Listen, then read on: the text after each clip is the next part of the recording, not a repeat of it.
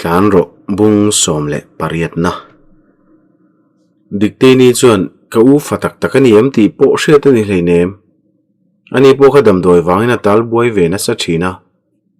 tu poinan pu theilom ati ve maka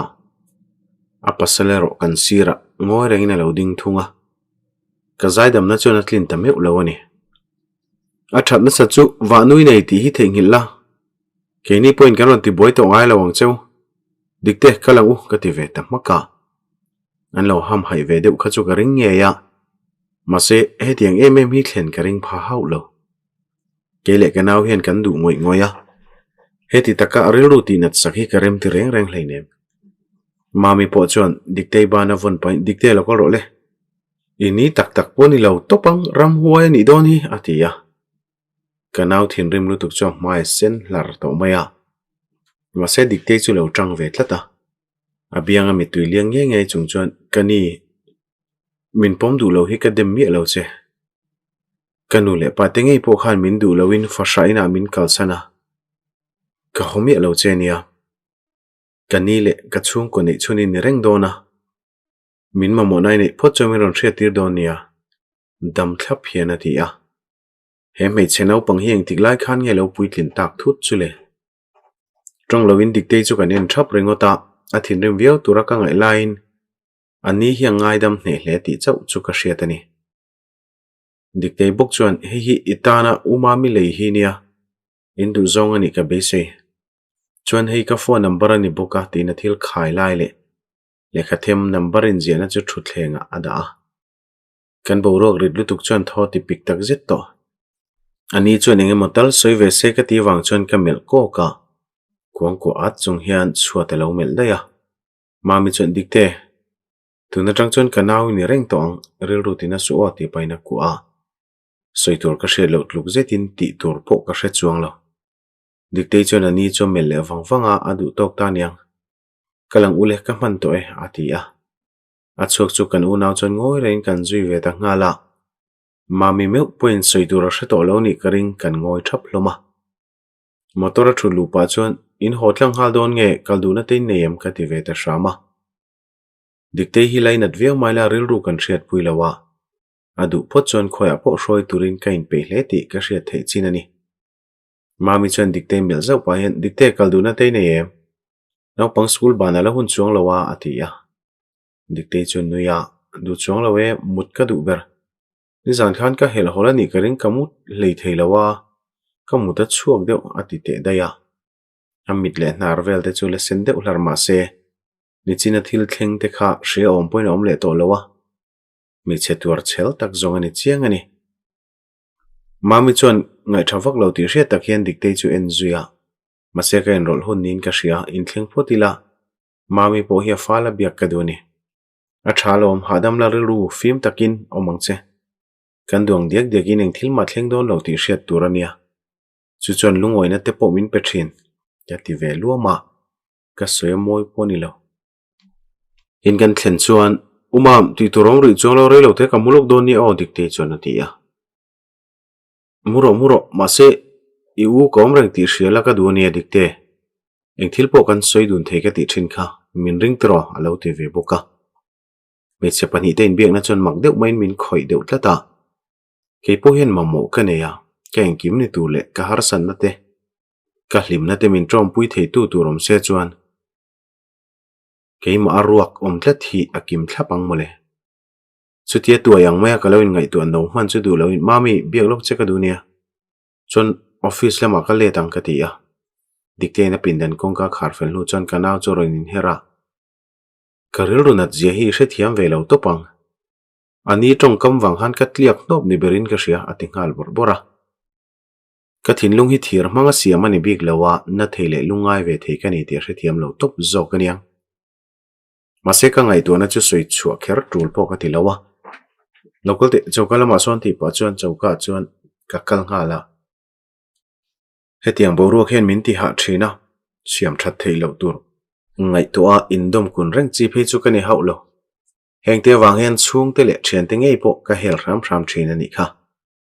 kema boina chu keima chawin ka ching fel theya midang te bula soi vak la a trul na ka hre hek lo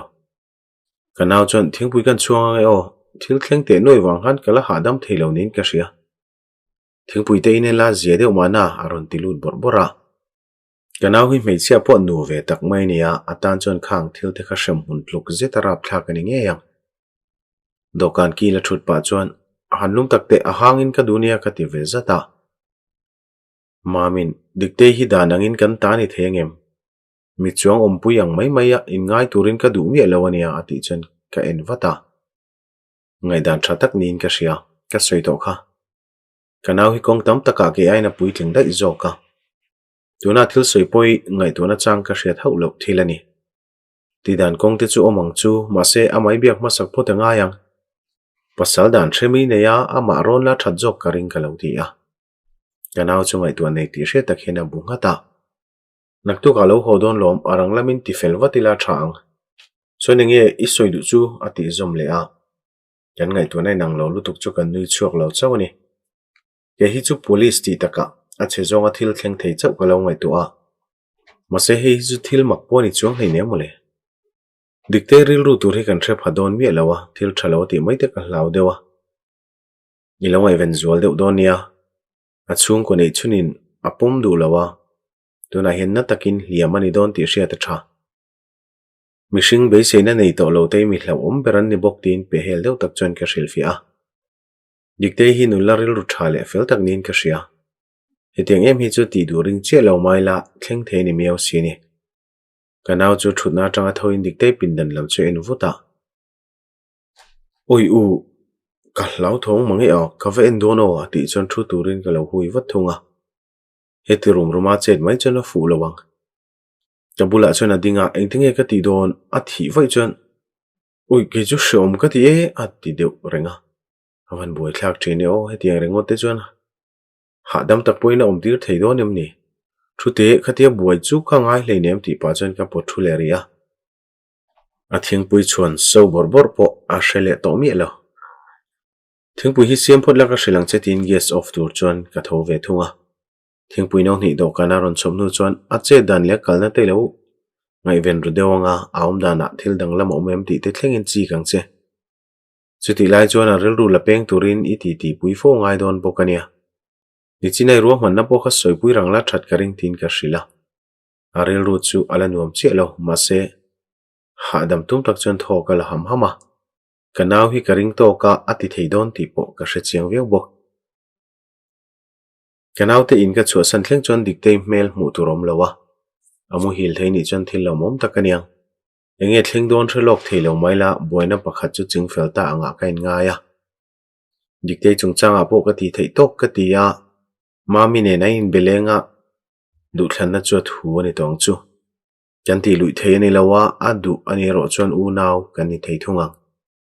office ka thlen chon kan naw te ding khom lai chu ka hmunga la chanchin engwa min ron thilo wang chon ka in ron la turan ni lo ti ka hремaya chu ringot po chu thoven na tham atling ve reng ani fela file do kana ka da sa chu pharin mai pal ka nei hlau tak chungin ka bile nga la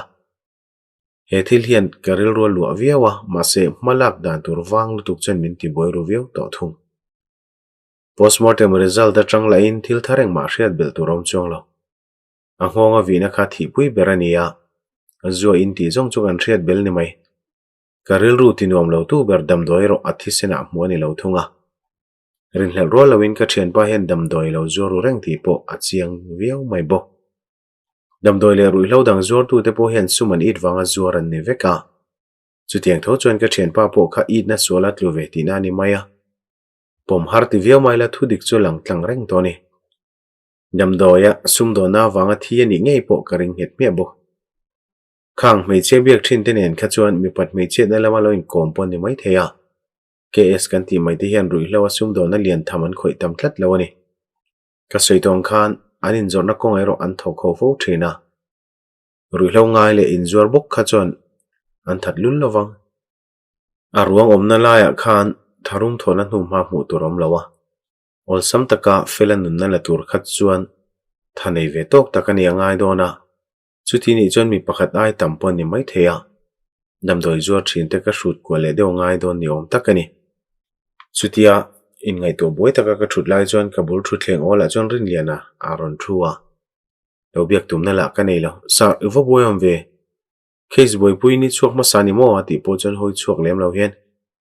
boy shan lo we chung ko thila ka chuak lo ka te ve maya tu kan chu champhai taka dam doi kan mana lo mole hetiang ho hi an mak ngot mai ati chon soizum lo na ngoi le da ya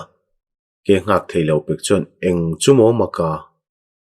dam doi te chu kan man fo ni lom ni khalo ti ve thunga ngai to te dam doi hmoin an sum dong tlang ve ka ma se an han lak na te khan an ron hek le tho zela shanlan mu te chu lom leom hin ni ania ma se hek na lo lut le tho thin bok sia ati chon ka ma file in phar chu ka da fel ve me ka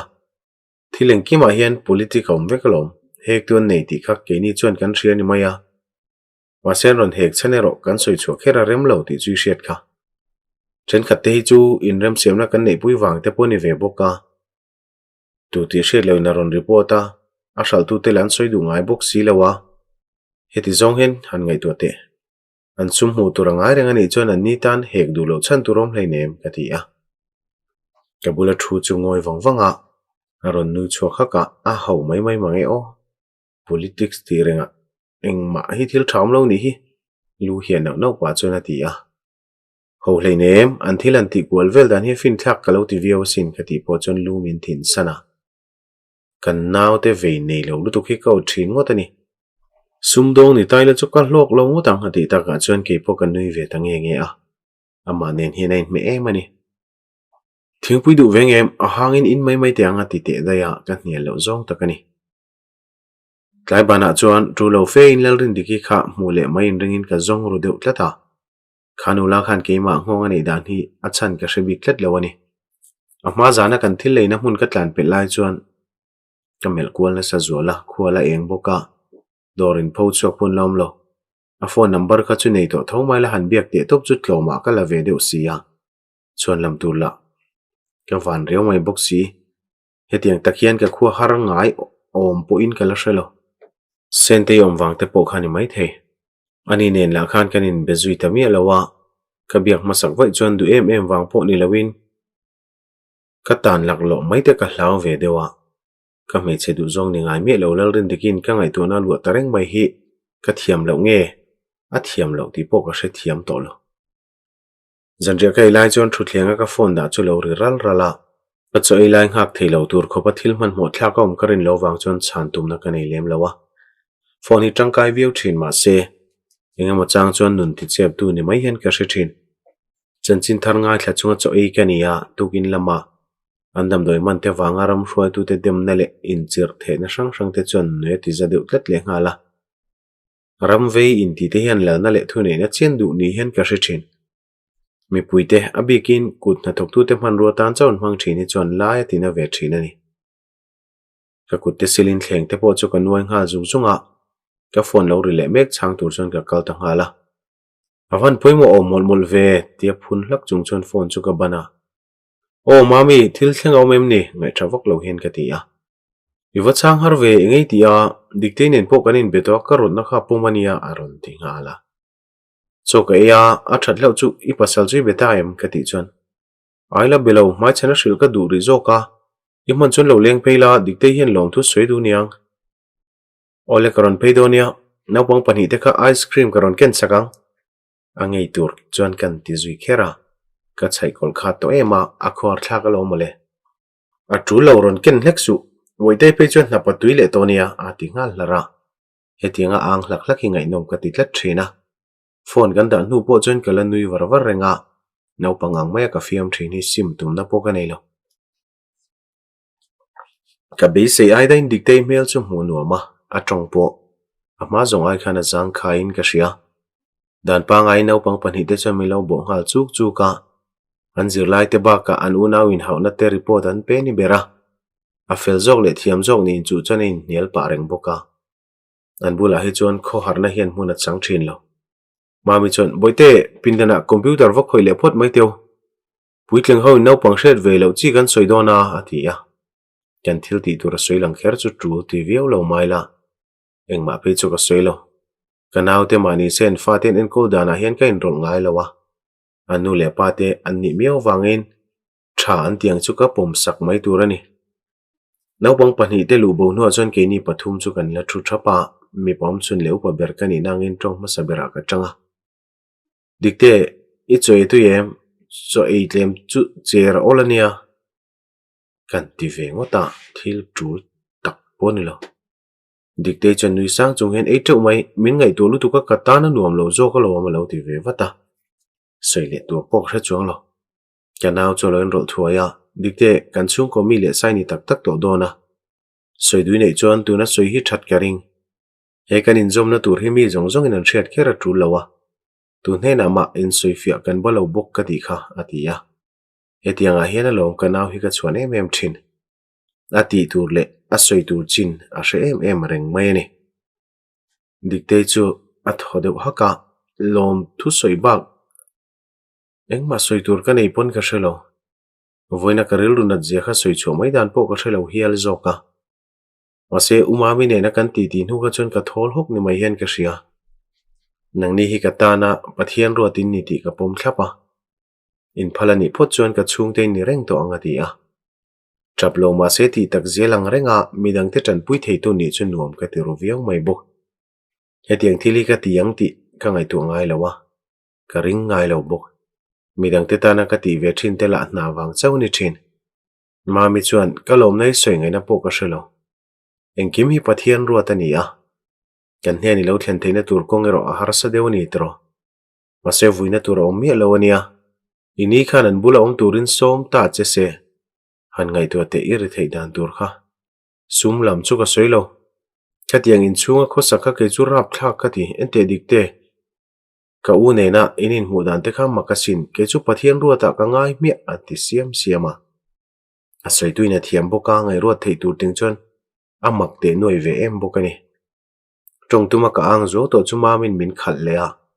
ka valai na tak che mo ma se tu na choni him to lom khang thil te kha chu theng hil tum toro le kha te du le zir lenga hetia ina om top hi itan po thalo lo ti a me che pani te du thu sam hian ka thlo ka thleng pha to hau lawa he chon hun rei tak ka zon to lal thret pui ka mu theinan engtin nge dik te hian min pui theang ti chau ka ngai to le tat to ne mami min ron hok zau wang chon ka hoi chok wata engei lo ngai to le ta kan biak che chu aron ti a in ti ti tui ema voin ka na khoi zo lo ko lo ngai to mole rang fe chon ka lo ti a huna chon do choi po thiam ve viau tur ini nom lu tung mai thil tu la kan ko phei ve che iril ru pe ve de ula dikte birth certificate le ka poi mo vel khai lak chu sak thengem ani la hiang ma keng lo na lo tlan chok dai bok sia ti le ta ka chon ro mana thar ka nei thei ta lawa dikte chu enin thu tak deuh zok hian dikte thil min thil kim lo nei ti ka hriania thu dik min thil pho chon ka pui theng che ka ti a ka ma thu cho meng khup ngal lapa ma se tun hi ka tan hun rem chang ani ti hrein bo pel ka tum hau lo thung angai na hrelo fein ma mi chon min thle khe ho a eng thu dik ngei la be sei chewa kha ho ma khan om du to lo ni mai lom ale kha poi mo te kha chu dikte ta hi nia an ni khan pek chu phal lo chan tur pon nei lo chu ba ka chuak mai tur ani to tho lo ma lo ti ve boka kanao he na thu hriat tur hi makawan ti le donem dikte chara pon fen mor chu nge tak hian a hum khoma a thakhur chu thu patum hle ni ti po ka hria keima hian choi ma saila thazok mai the dikte ngun deng lo ngai thang che I thenu lal thriat pui kha tu na hian ka zong me ka poi lian taka khoi nuwa poi saruina tlan bo ta ni ka ti chuan mo hriat pui mo I hre suala niang engtin ngei hriat enge thlenga han soi cheng te mu ma lo ze thena tia namak ti mel chu thil mu nuam takani haulo kanau te pani chuanin he thili police thuru kani wanga soi chok theilo kania min hre thiam donia tin thu pha te chu kan choi masale zeta adik na chen chom bok ma se hun tha ka nga wanga ni jok ma a la thret bui thil ti dan te le ama dik te ngei po hi ka hriat dai to thu thleng chuan ka soi chho ta veka chung kuwa kani to don wanga thu soi anga min ngai atol let chini dikte chu thu thadeu seka athu hriat hian ati hlau thong hlenin ka hria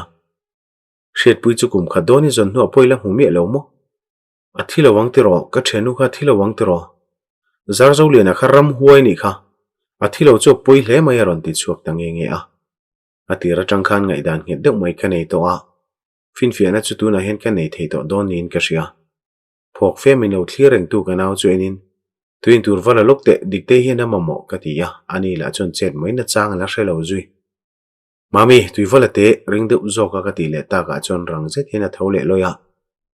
anau en kol tur hian shrem huna paltang to tia shedona alain na le hmangai na po apun pha nge yang dikte thu hle hle thei to lo chuenin thil thleng te kha ka hrevek du engkim min ril thei ti chui hriat kha I thianu po kan zong hunga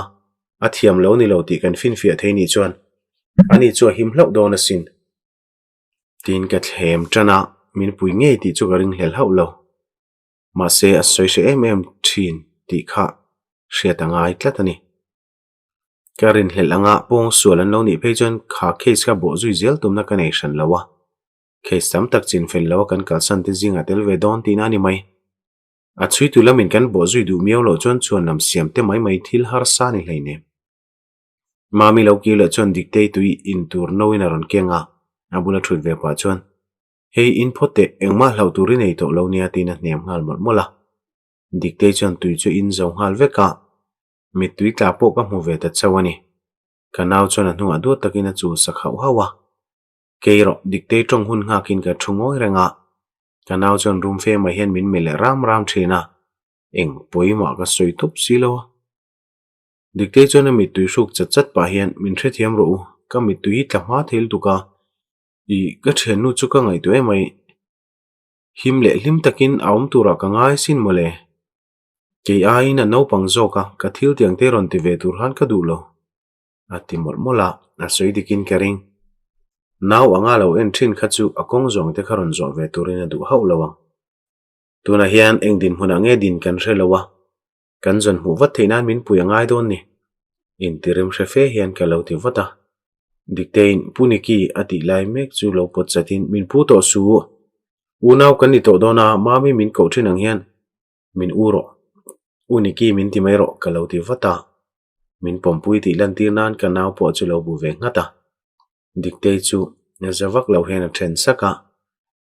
ka thiam lawang ko dan thlak thu chu har sa lom masek kat ti thei mayang uniki ati zuya ke ni unaw po chu kan nui ve haka mami chuan thalu tuk dikte ka mei che hria to choni huai sen ber ka chuang lu tuk chenia ati vata kanaw hian faka phu thlot masek ke hian om hle hle har sa ka ti le tlat to a soi tu hri soi wat wat se ka ti kher mai dikte chuan uniki kapa kharam hoi khan min sual lui ni kha zar zo lian kha ke point tha ka du lom mase hriat pui mangin min vau beta voi thum lai min mut pui luya ka tur thei to ngang lo kha ka tlan bo ta ringo tani ka tlan bo chon hriat pui kha khoi zui ngam lo ka ring ve boka ati chona trap zui le tamaya hetiang ringo chon kan tlai war thei mai donin ka ria anuk no ko chok tur tokin mami la hen lo duat thin boxia kan riloi nang lo hlom lu tuk chon min ti topic ani bere ke hi chu mi sual chuya dop thin kania tongkam nem lian mit tui ko chok zongin ka tongai thlat lewani ipa khan je padu thlata chuwang chon nang poineng mai hre talawani kha la hriat pui thian thaberi nia akal na tur min thril thei chuan kan zong hu hal thei dona ani poka pong sual nge ni ka ring bok thiam in chan theina tur kong kan zong ani hi ka ti chuan be seina nei ti hriat takhin min mela zep chun du em mang ho ma mol pho chon sarkari na ti top sak dona an sum hu na to mai dona sin mase tun thla hriat pui la zong mulo hi mak ka ti dewani ka kong zo ang kha lo zo ve ta se kholai ka khosakang khan khosa ve ta se kanin tong em mang athala kan pelo che mi ati a pe e por ru ka zirlai thalak chi kane adangan nei lo ni karinga adigalom thla kan la tam lowa mase po som kan exam lai khan thla chu kan lak reng kha ati zui vele maya ka kal le huna kalo dil donia hriat pui chu khoi nge omirin achung te mo thian te emo po hriati neim ka ti chon lu thinga hriat pui kha chon achung te chu soilo anu le pa te po hre hleinem kalna tura nei lo chu wang chona rom ka ngai to em ati tamaya awan mangan thlak thine o dikte soeng khan kholai tal ve mai mai chuni se anin muto ngei turani atira pheka chuan ke poina thukru ni te ka ring man hial ani kha mase mami hne na omnu khan chu karin hlela chu diglo ziamin fin fia saka khoya ma akal ngai lo ba ka tu te main phone a pon ron bengai thletlo dikte chu tho hluaya tukver bula chana wading ta daya kanaw chuan engtia zon chunjom ngei tum dikte puina khai idilin ka sheboxia alo ti khawa ka shebik lo thalak nen khana mela lo danglam ta viau ni chuan kalo hai reng te poni thei thowa chuwang tak chuan ma hre chiang tu puinai ka ma molom ka ti thave maya kholai phek zon top la chu thil ti chini boxi lo mase dikte hian ke ai mai na ngai tu jok dona kan hamin tho sak don tina ni mai pindana nau pang pan hi te nial thom kan thriat ta ka chon ma mi chu tho zui wata oi dar som lo pel der do ni khi kawati mulo kange dikte thingpui khalo wa chuang la ati zom ha zata zanina tan chon ti theile soi zui vak torom to lo thingpui lumpo chu ka hniala lumdu to lo mai ro tikhan thilni dan kanin soi pop to anang point ngai to na lo seng vela minpui theidan tu ri hremayang I thenu chon a mele in cheidan te poti dang lamani ve thei boka ka ti chon dikte chon min mel zoka engang point in ti dang lam ma se ka hai lawang ani nen khan phirang main kop chot kan ni thina ka hai ngai lawang uniki alada mangtiro min ron zong nge om sia la ret pui khoi ange om le ka zong hu em mang che tin min bia ti po hriat mang lo hian a phun zuya ka ming chu lam ve bok ma se ka ngai thak tura soi po nin ka hrelo mamin hoi tum tra chon kamang tha meng che itu te mut chok an rak chel chu to mai dikte imut mai lo lu dok ro kan thong trai donia ati le nu chon pindana luta ke po chu dingin chanchin thara ni mo ngai tu chho te moi ni chon mi lo hril donia ke zang khoi lai kan nei bok sia I thenu ke sai chon min pui the ni chon kalom vi wang ka tinon le a theng hil hlau wanga soinon kani lawa kanawani na nga tran puina ngen kanin jok ma ome larin tiki hian khami te nom tak khalo thatta po ni se ke ya u hian ka hum du nge in karinga pong suala nun rong ze thi ka thil huat berte jinga meni ati diklo tu chona phu tok shamna turanga dingna chang tur tan po ka ding bokang dikte kong khar kal tur chon ngoi rangin min ron zuya zanin hian thil tam taka ngai tu don ti ka shia voin lama thil ton tenen phei ka chona taksa po hina tor pha mai te ka hlau le tu no viawa mase zanin kan ti ti khana zir ema ka tum ai main ka soi chua pha ta ni eng thil ma kharil ruti ha na tur om lawania I thenu chunga po engma thleng lawang tuideu ni modoni o mutuile tia kalmai ka tum chu uniki ka thenu chu thilawang sher pui kha thi chu ni se ke ma hian enga matal hriat na tur omani kan zong muang atia wang chon ka ding le a mel chungun zetin ka ena tra chok mela puto haulawa me chenun nem takka mu turom to lawa tumru le lu lu takani tunaka mu hi chu